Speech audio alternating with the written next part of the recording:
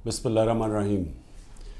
इय्याका नअबुदु व इय्याका नस्तईन। मेरे पाकिस्तानियों, मैं ये जो आज आपसे बात कर रहा हूँ इसलिए कि मैंने आज नरेंद्र मोदी की सोशल मीडिया पे स्टेटमेंट देखी कि उसने कहा पाकिस्तान की तो बात ही ना करो, हम तो अब अमेरिका के साथ यानी हमारा पार्टनर अब अमेरिका है, फ्यूचर हमारी है इस पार्टनरशिप में है, तो पाकिस्तान की तो बात ही ना करो, पाकिस्तान तो अपने बोझ के अंदर ही ख़त्म हो रहा है। और ये जो ये तकब्बर भरी स्टेटमेंट थी ये तब हुई जबकि इसने अमेरिका का नरेंद्र मोदी ने दौरा किया और उस दौरे में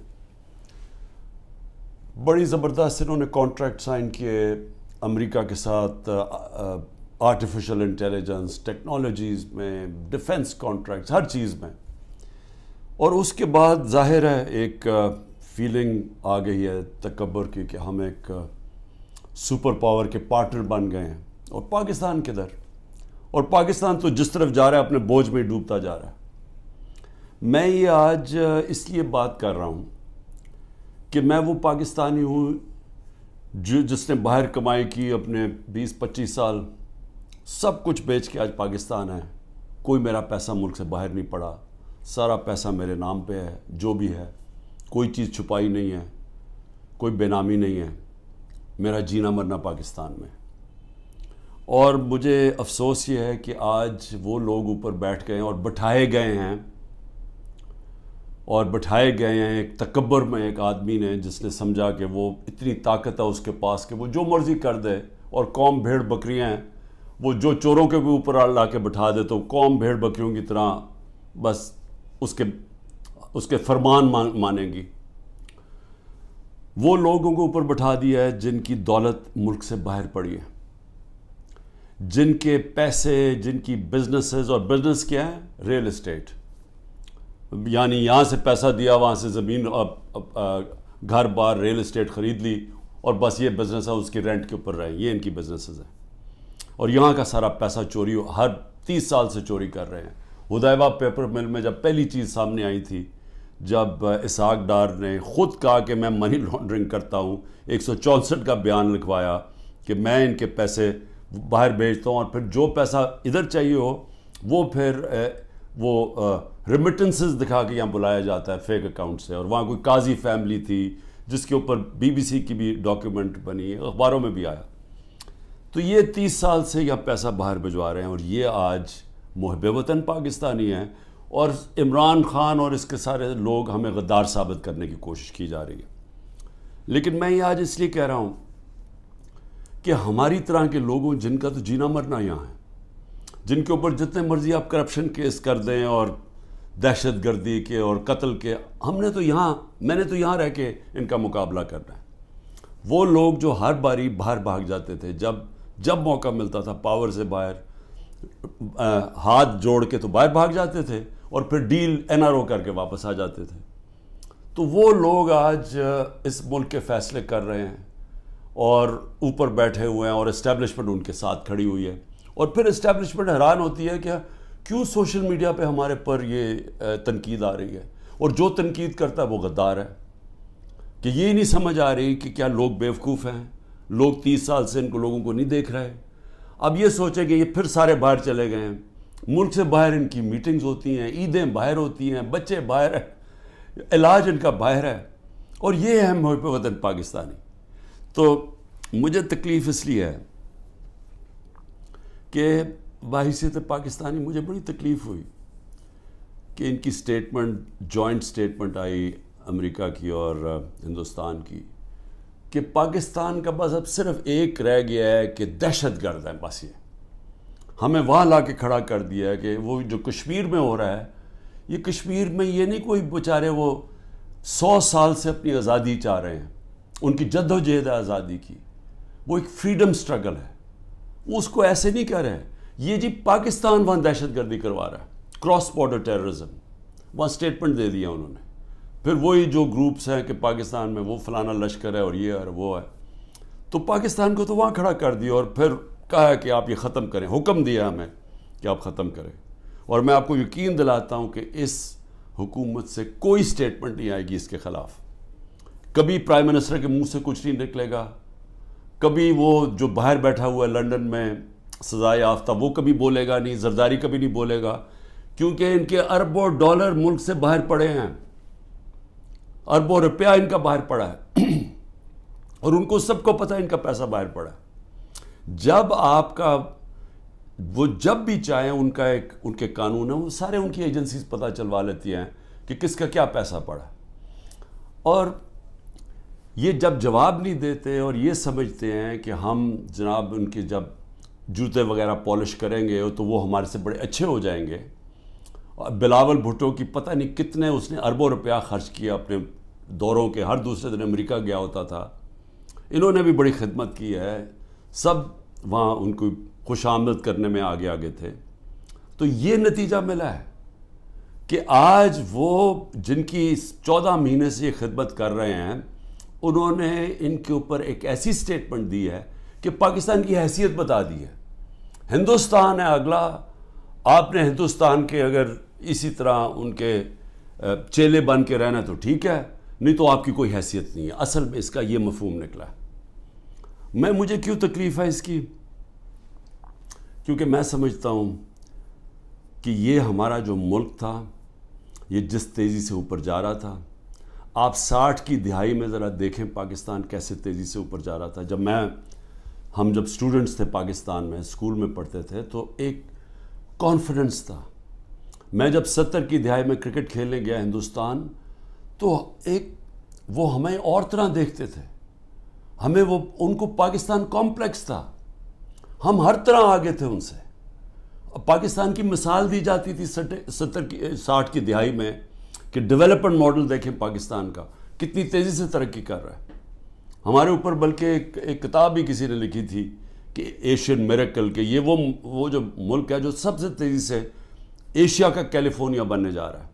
میرے ساتھ ملیشیا کے شہزادے پڑھتے تھے آگے, ہمارے ساتھ HSN میں, یا سارے مڈل ایسٹ سے پاکستان کی یونیورسٹیز میں اسٹوڈنٹس پڑھنے آتے تھے. پاکستان کے اندر ایک ہوپ تھی, کانفیڈنس تھا. 70 کی دہائی میں جیسا میں ہندوستان گئے تو وہاں میں اور طرح دیکھتے تھے. 80 کی دہائی میں بھی ہم جب میچ کھیلنے جاتے تھے تو جب واپس آتے تھے پاکستان تو لگتا تھا کہ غریب ملک سے امیر ملک میں آ گئے ہیں. میں 80 کی دہائی کی بات کر رہا ہوں, یہ زیادہ دیر کی بات نہیں ہے. جب سے یہ دو خاندان آئے ہیں 90 کی دہائی سے ہم پیچھے رہنا شروع ہوئے.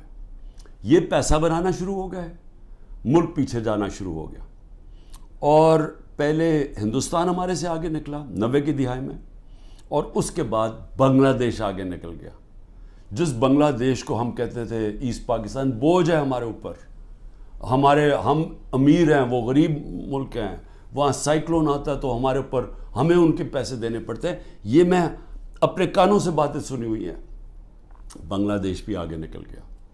اور آج یہ حالات ہیں پاکستان کے کہ مجھے افسوس سے کہنا پڑتا ہے کہ ہر دنیا کے جو نیچے وہ ملک جو ایک وقت پہ پاکستان کو دیکھا کرتے تھے ماڈل آف ڈیولپمنٹ, ہم سب سے نیچے اب جا رہے ہیں تیزی سے.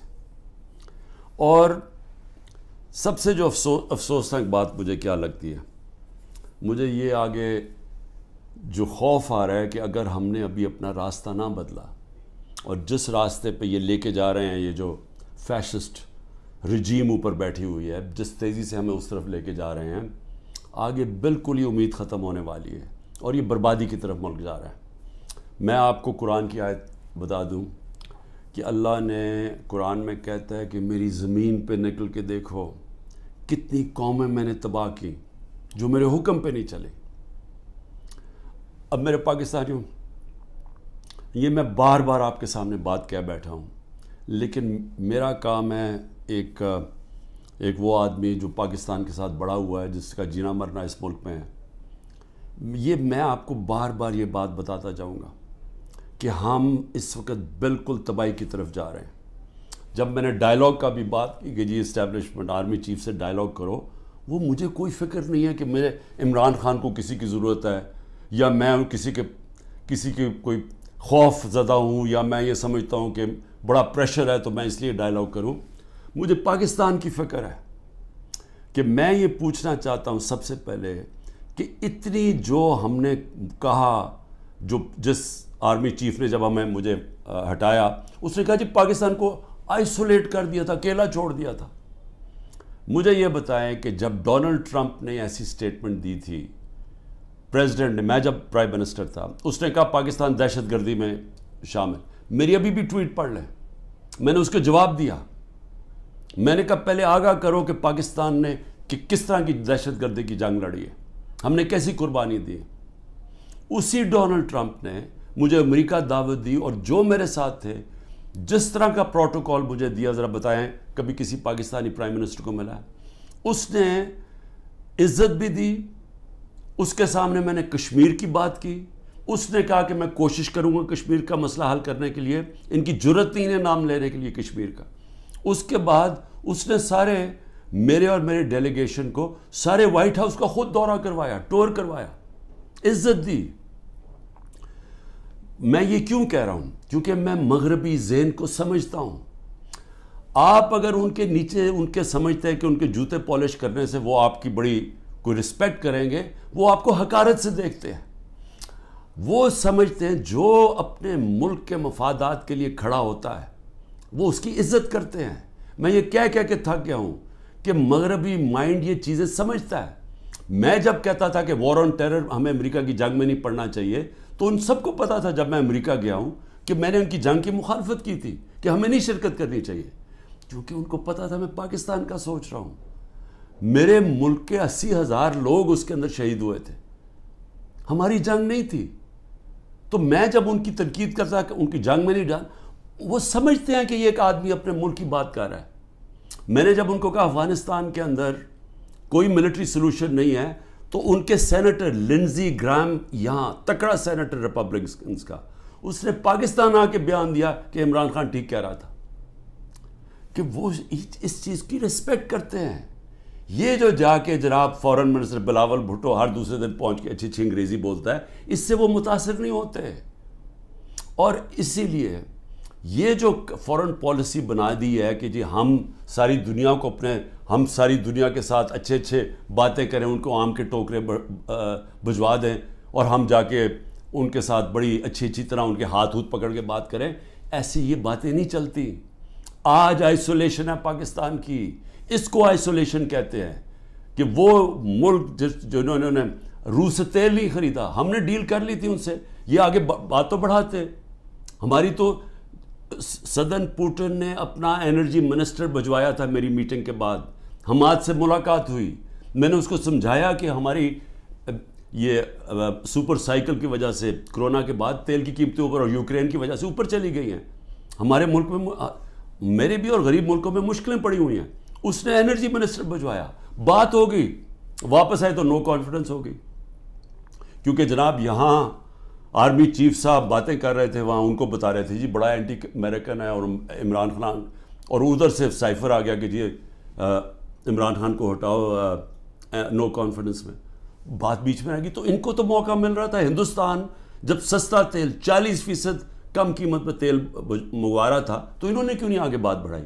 کیونکہ یہ غلام ہیں، اور غلاموں کی کوئی عزت نہیں کرتا دنیا میں۔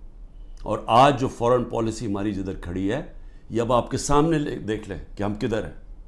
تو اللہ کا حکم ہے کہ قومیں تباہ ہو جاتی ہیں جب وہ میرے حکم پہ نہیں چلتی، اور وہ میری زمین پہ عدل اور انصاف قائم کرو۔ یہ سارے اللہ کے پیغمبر جو تھے وہ ایک ہی چیز کہہ رہے تھے، ان کی صرف مشن ایک تھی کہ عدل اور انصاف کی۔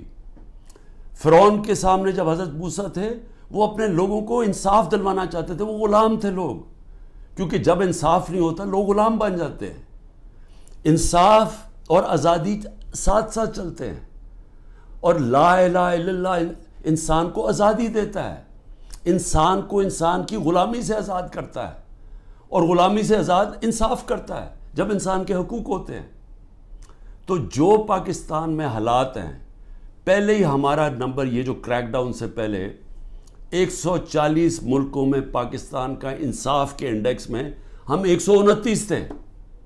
جب سے یہ کریک ڈاؤن ہوا ہے، اب تو ہمارا نمبر ہی کوئی نہیں پتا، اب تو ہم بنانا ریپبلکس میں نیچے شامل ہو گئے ہیں. اب تو ہم وہ ملک ہیں جو کہ دنیا میں جدھر جنگل کا قانون ہے ہم ادھر پہنچ گئے. سارے پیغمبر اللہ کے انسانی معاشرے کو انسانی تب بنتا ہے, انہوں نے یہ ان کا پیغام تھا جب وہاں انصاف ہو, عدل اور انصاف ہو. نہیں تو جنگل کا قانون ہوتا ہے جس کی لاٹھی اس کی بھینس, مائٹ از رائٹ. اب پاکستان میں جو آج قانون لے آئے ہیں, مجھے بتائیں اس کا کیا مستقبل رہ گیا. اب آج مجھے بتائیں کون پاکستان کے اندر آ کے اپنے پیسے انویسٹ کرے گا. مجھے بتائیں وہ اوورسیز پاکستانی, میں کہہ کہہ کے تھک گیا ہوں, وہ ہمارا سب سے بڑا اثاثہ بیٹھا ہوا ہے. آپ ذرا سوچیں تو صحیح وہ آج کیا کر رہے ہیں.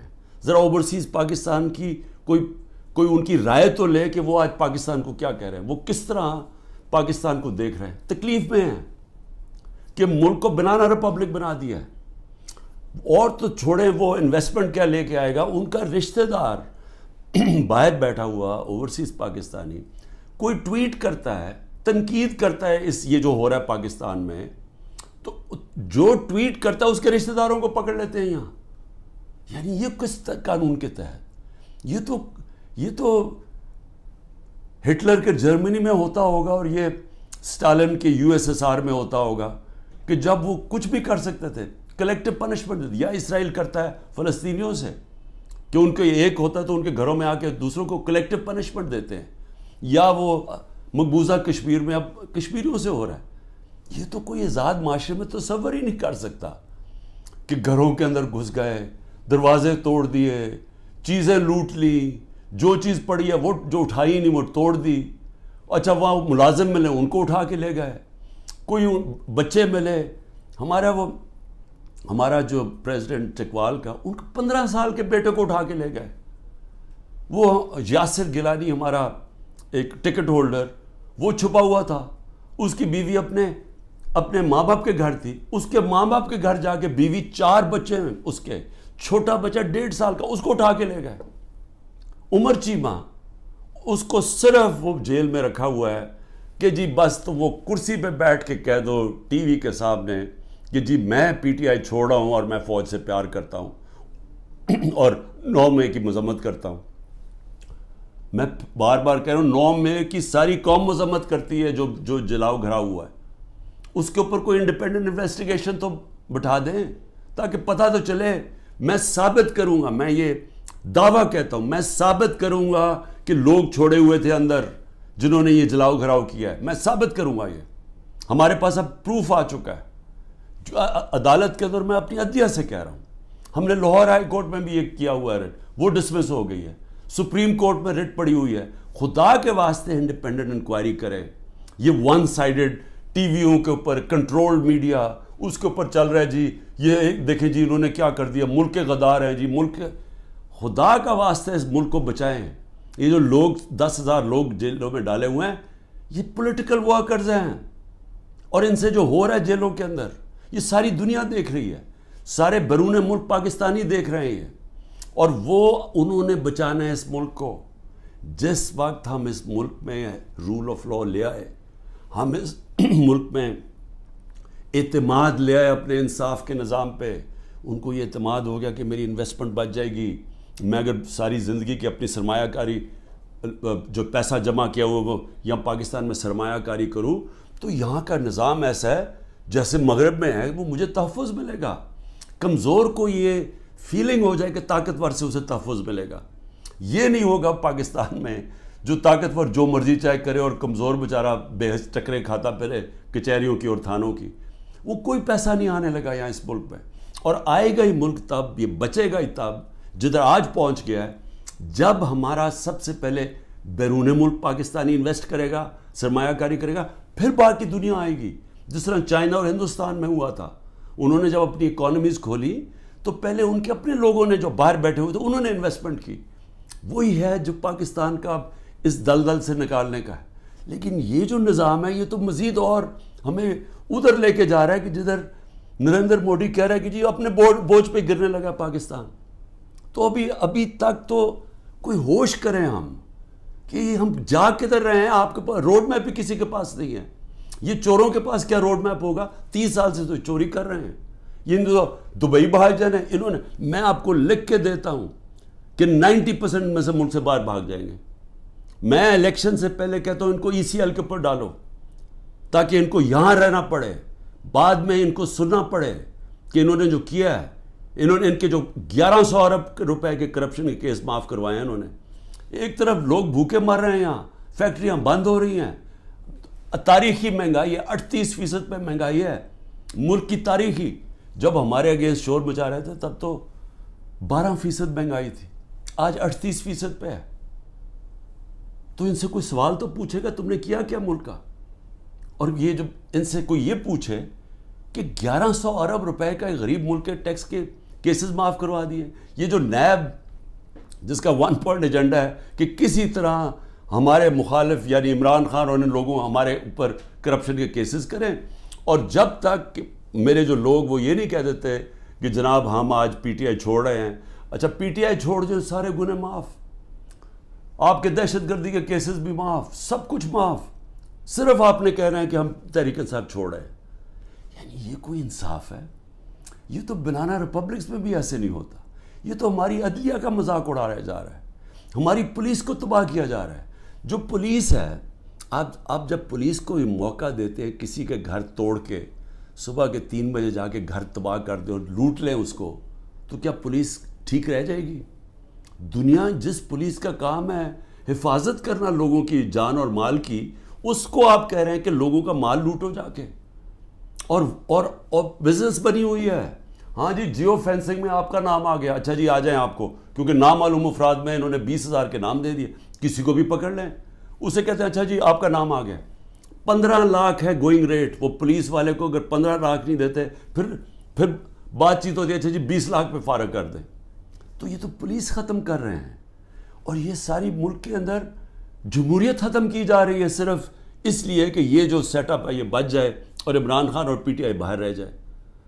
میرا آخر میں صرف یہ اپنی قوم سے کہوں گا کہ دیکھیں قوموں کی زندگی میں اونچ نیچ تو آتی ہے, لیکن جس طرح اللہ کہتا ہے کہ میں قومیں تباہ کر دیتا ہوں جو میرے حکم پہ نہیں چلتی, تو ہم تو اب تباہی کی راستے کو بڑی تیزی سے جا رہے ہیں. جو نریندر مودی کی سٹیٹمنٹ میں مجھے تکلیف ہوئی ہے کہ اپنے بوجھ کے تھلے گر رہا ہے پاکستان, تو اگر تو ہم نے اسی طرح چلتے رہنا ہے تو پھر یہ نہ سمجھنا کہ وہ اللہ اوپر سے مدد کر دے گا اور ہم کچھ نہ کریں, کیونکہ اس نے تو واضح قرآن میں کہا ہوا ہے کہ میں کبھی کسی قوم کی حالت نہیں بدلتا جب تک وہ خود اپنی حالت بدلنے کی کوشش نہیں کرتی.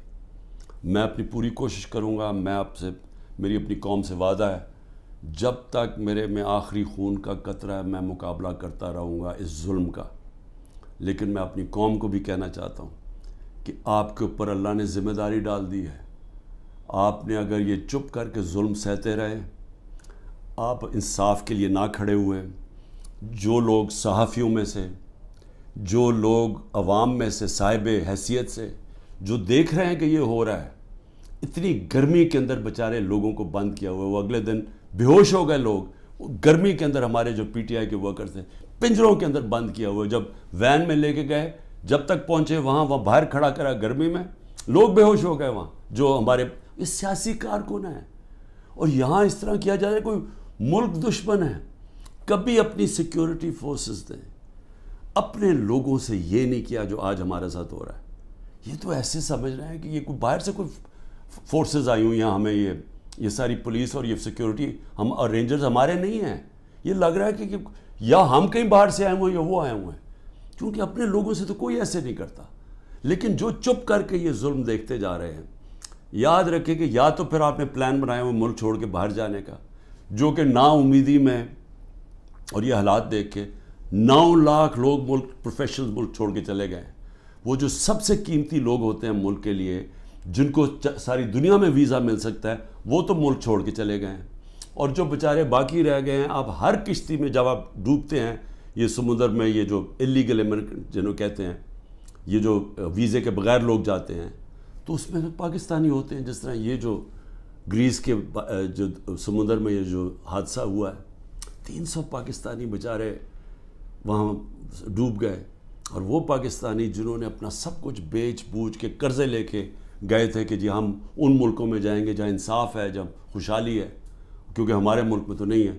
تو اس لیے سب کو میں یہ آج کہہ رہا ہوں، ہمارے اوپر سب پہ ذمہ داری ہے۔